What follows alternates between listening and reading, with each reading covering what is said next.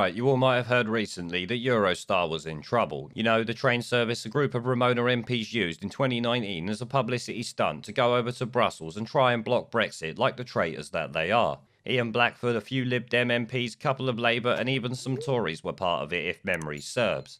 Either way, from what I can tell, 95% of the population do not use the service at all, and likely never will. It was a convenient way for MPs to get over to Brussels, but since we don't need them anymore, its usefulness is fast approaching the end, I would think. Now, while I don't actually have a problem with Eurostar and can see its uses to the people who might use it, never in a month of Sundays do I think we should be paying for it to fail. Of course, no thanks to previous government policies, but that is what we are going to do. Either way, we are stuck up shit creek without a paddle because if we bail it out, the taxpayer is obviously footing the bill. But if we don't, the government then has to pay any shortfalls, possibly costing us £80 million or more. So if you ask me, questions really need to be asked about which demented seal politician actually signed us up to paying for this service when it starts to fail. Because apparently there are legal agreements that if the operator has an income shortfall, the British taxpayer is legally liable to pay £10 million every 6 months. Which obviously is no small fee since we would be paying £20 million per calendar year until 2025. Boris Johnson closed down the country alongside shitweasel leaders in the EU, sending the Eurostar into the shitter.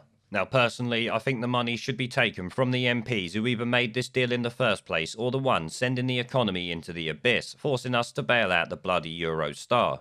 It actually really pisses me off that the British taxpayer is once again lumbered with paying for things failing that they likely have never used and never wanted built in the first place. But like I said, Boris is up shit creek without a paddle on this one because he is coughing up our money whether he likes it or not. I guess it's lucky for him that Rishi Sunak appears to have found a magic money tree again, with shitweasel journalists suggesting yesterday £1,000 UBI payments for everyone are being discussed. Making me obviously question when the fuck you lot all voted for Jeremy Corbyn, because these policies from the Tory party are something I would associate with the Marxist fuckpig magic grandpa. Think about that for a moment. But anyway, the Express picked up on this, so let's have a skim through that and see what it has to say. But first, I'm shilling out my BitChute and Gab accounts that are linked down below. There are others also, but alt tech should be something we all move to after big tech censorship going absolutely wild this year, which obviously will continue in the weeks and months to come. But enough of all that, let's get back to the Express article, which headlines: Eurostar bailout, UK taxpayers face eye-watering £80 million bill as Macron demands more cash. Of course he fucking does. But him demanding more cash is really irrelevant in the sense that we are legally bound into paying for this shit show.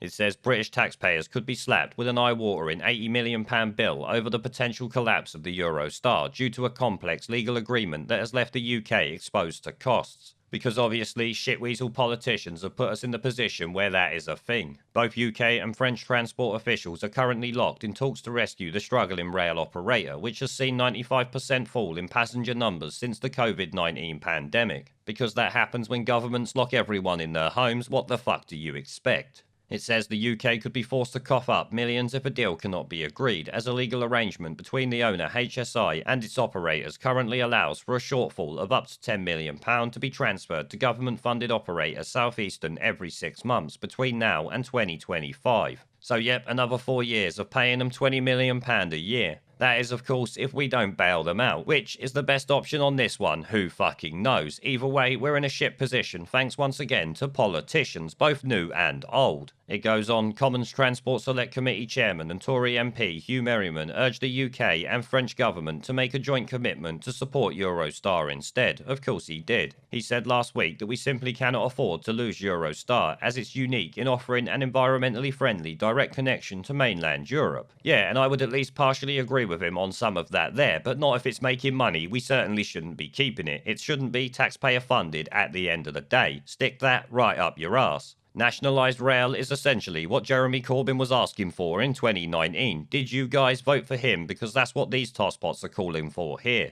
The government sold its stake to private firms for $757 million in 2015, so they sold out of it, and yet we're still fucking paying money into it and legally obligated to do so. This is just fucking lunacy. By the looks of it, it was all on the David Cameron government, so why am I not fucking surprised? It says the French state, which the majority owner of Eurostar, alongside Belgium and 2 pension funds, has already stumped up £200 million of funding, or €200 million. You know, the fake currency that they made up there, it doesn't even matter. £178 million is what really matters. It says this has resulted in politicians in Paris demanding that the UK steps up to play its part too. Well, we don't have a fucking choice in that, do we? Let's be honest. We'll be paying through the nose regardless because of politicians, like I said. It says an alternative option being weighed up could be to allow another operator such as Franco-Belgian state operator Thales to replace Eurostar, but Conservative MP Paul Maynard, a former transport minister, said it would be a real shame to lose Eurostar. I love how these Tory MPs are always so quick to promote some foreign fucking company to do the job. Further down it says another option could be to use loans backed by a UK government export guarantee, which were also recently handed to British Airways and EasyJet. A rail industry source warned the unfortunate reality is the government picking up the bill. No, that is not the government picking up the bill, it's the people of this fucking country. Thanks of course to government stupidity across multiple governments, including this one now. So once again guys, thanks to Tory politicians, you're paying for something that's failed and has got realistically fuck all to do with you. I'll be interested in knowing how many of you have actually used the Eurostar in your life. I myself personally have never done it, despite, like I said, living relatively nearby to it for a long time. Either way, both Macron and the Eurostar can go and fuck itself. But as the article suggests, it seems we don't really have a choice. We're going to end up paying for it one way or the other. Not that it will matter too much, I suppose, when you consider Boris Johnson's green lunatic agenda is going to cost us £3 trillion, or £100,000 per household of the United Kingdom. Take that in for a moment, and the bill for this Eurostar is fucking peanuts. There is a pattern consistent throughout history of oppressed people turning on the oppressors, slaves against their owners, the peasantry against the feudal barons, colonies, Mr. Verhofstadt, against their empires. And that is why Britain is leaving. And it doesn't matter which language you use, we are going, and we are glad to be going. We're off.